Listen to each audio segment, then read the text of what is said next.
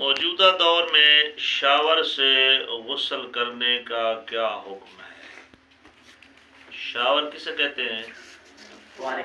فوارہ، جو گھروں میں باتھ روم میں نہانے کے لیے جو شاور لگا ہوا ہوتا ہے اس کے نیچے غسل کرنے کا کیا حکم ہے؟ اگر انسان شاور سے غسل کر رہا ہو اور اس کا سر یا بدن شاور کے پانی کے نیچے ہو اور پانی اس پر جاری ہو تو احتیاط لازم کی بنا پر اگر وہ غسل کی نیت سے دھونا چاہتا ہے تو ضروری ہے کہ شاور سے باہر نکلے۔ سمجھے مسئلے کو؟ شاور کے نیچے بندہ نہا رہا ہے، شاور کا پانی اس کے سر کے اوپر آ رہا ہے، تو ضروری یہ ہے کہ اگر وہ غسل کی نیت سے شاور کے نیچے نہا رہا ہے تو جب 3 مرتبہ دھونا ہے آپ نے سر کو، ٹھیک ہے، یعنی پہلے وہ نہا رہا ہے، اس نے صابن لگایا ہے، اس نے ساری جو ہے وہ میل کچیل اس نے صاف کی ہے، تو شاور کے نیچے سر ہی رکھا ہوا ہے اور صابن نکال رہا ہے، تو اب وہ غسل کی نیت سے دھونا چاہتا ہے تو ضروری ہے اس کے لیے کہ 1 مرتبہ شاور سے ہٹے اور نیت باندھے کہ میں غسل ترتیبی کرتا ہوں، واجب قربتاً اللہ، نیت کر کے پھر شاور کے نیچے سر دے اور اتنا سر کو دھوئے،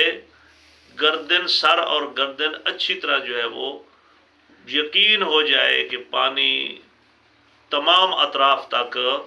پہنچ گیا ہے، ٹھیک ہے۔ نیت جب باندھے گا تو 1 ہی مرتبہ اس کے نیچے سر دے گا اور سر دینے کے بعد اچھی طرح یقین کر لے کہ تمام جگہوں پر پانی پہنچ گیا ہے۔ اچھا، اب فرماتے ہیں کہ اور پھر غسل کی نیت سے دوبارہ شاور کے نیچے آئے یا شاور کے پانی کو بند کرے اور پھر غسل کی نیت سے پانی کو کھول دے، اور اسی طرح اس نے سر کو اگر دھو لیا ہے تو پھر دوبارہ شاور سے باہر نکلے اور پھر شاور کے پانی کے نیچے اپنے بدن کو لے جائے، اور اگر وہ ایسا نہیں کرے گا تو احتیاط لازم کی بنا پر اس کا غسل باطل ہے، ٹھیک ہے۔ یہ بات غور سے توجہ سے سن لیں، یعنی پہلے آپ نے صابن سے اپنے آپ کو دھویا ہے، پاک کیا ہے، صاف کیا ہے، نیت کریں گے تو نیت کے بعد آپ نے شاور کے نیچے سر دینا ہے، پہلے نکال لینا ہے، اچھی طرح اپنے آپ کو پاک صابن سے پاک صاف کرنے کے بعد 1 مرتبہ ہٹ جانا ہے یا شاور کو بند کر لینا ہے، تو اب دوبارہ جب آپ غسل کی نیت سے سر دیں گے پانی کے نیچے تو یہ 1 مرتبہ ہٹنا پڑے گا، پھر دوبارہ اندر۔ یہ نہیں ہوگا کہ آپ شاور کے نیچے صابن بھی لگایا، اوپر سے شاور کھلا ہے، صابن لگا کے سر نیچے دیا، شاور کھلا ہے، وہیں پانی اوپر آ رہا ہے سر کے اور آپ وہیں سے نیت کر کے شروع ہو جاتے ہیں، ایسا نہیں کرنا۔ ایسا کریں گے تو وضو باطل ہو جائے، غسل باطل ہو جائے گا، ٹھیک ہے۔ اچھا، ایک بات، دوسری بات یہ ہے کہ اگر کوئی بندہ اس مسئلے سے جاہل تھا اور پانی کو بدن سے جدا کیے بغیر غسل کی نیت کرتا رہا تو ضروری ہے کہ وہ اپنے غسل کے صحیح ہونے کے لیے دوسرے فل عالم مجتہد کی طرف رجوع کرے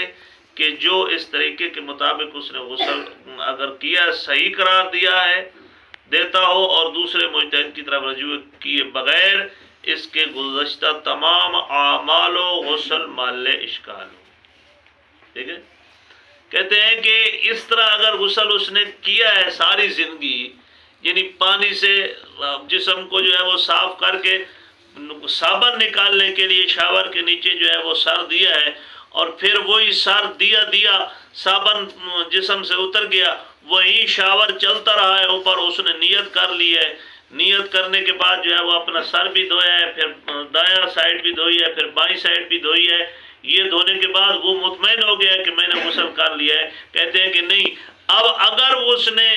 جہالت کی وجہ سے اسے علم نہیں تھا تو وہ عالم فالعالم کی طرف رجوع کرے. عالم فالعالم کیا ہوتا ہے؟ یعنی جس مجتہد کی وہ تقلید کر رہا ہے اسی کے مقابلے میں جو عالم مجتہد ہے، یعنی اس سے اوپر تھوڑا سا مطلب علم رکھنے والا ہے، اس کی طرف رجوع کرے. وہ اگر صحیح قرار دیتا ہے تو اس کا غسل صحیح ہے، اگر وہ صحیح قرار نہیں دیتا تو پھر پچھلے غسل بھی محل اشکال ہے. محل اشکال سے مراد یعنی مشکل ہے، وہ غسل صحیح نہیں ہے. جتنی اس نے نمازیں پڑھی ہیں وہ نمازیں بھی دوبارہ قضا کرے گا، جتنے اس نے اعمال انجام دیے ہیں وہ سارے دوبارہ انجام دے گا. ٹھیک ہو گیا؟ اور محمد و اہل بیت محمد